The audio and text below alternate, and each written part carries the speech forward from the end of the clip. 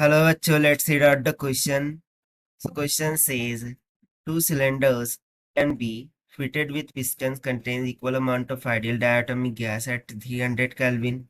The piston is free to move, while that of B is held fixed. The same amount of heat is given to gas in each cylinder. If the rising temperature of gas in A is 30 Kelvin, then the rising temperature of gas B is। तो यहाँ पर बोला जा रहा है कि हमारे पास storage cylinder A and B इन दोनों में पिस्टन को फिट किया गया है जो कि कंटेन करता है ideal diatomic gas at temperature T equals to 300 kelvin. ना पिस्टन ए को फ्री टू मूव किया गया while B is held fixed और दोनों को same amount of heat given है। सो हम बताना है कि rise in temperature for the A 30 kelvin हो, so rising temperature for B क्या होगा।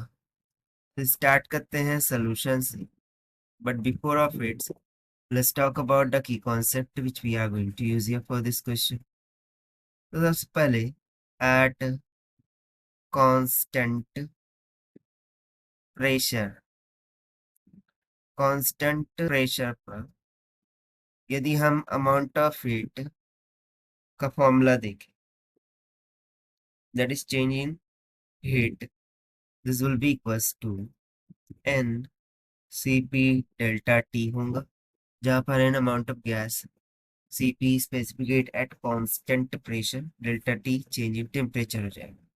इस तरीके से सेकंड एट कांस्टेंट वॉल्यूम, यानी कि जब वॉल्यूम कांस्टेंट होगा उस टाइम पर डेल क्यू का फॉर्मूला हो जाएगा N C V del T, जहाँ पर C V specific heat at constant volume है। तो सबसे पहले तो जो हीट है given है to the cylindrical A at constant pressure, while same amount of heat is given to cylinder B at constant volume. So इन दोनों को हम इक्वेट कर सकते हैं क्योंकि सेम अमाउंट ऑफ हीट बोल रहा है। So Q A must be equals to Q B.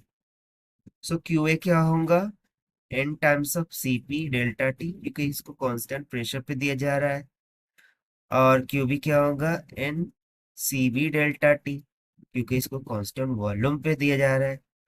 और इनके जो टेम्परेचर्स हो जाएंगे वो डेल्टा टी ए और ये हो जाएगा डेल्टा टी बी की। सो दोनों जानिब से amount of gas taken for diatomic gas वो तो कैंसल आउट हो जाएगी। तो यहाँ से हमें del T B is equal to मिल जाएगा C P by C B times of delta T A. So from here now for diatomic gas C P by C B, यानी कि एडियाबेटिक कांस्टेंट गामा का value कितना होता है 7/5।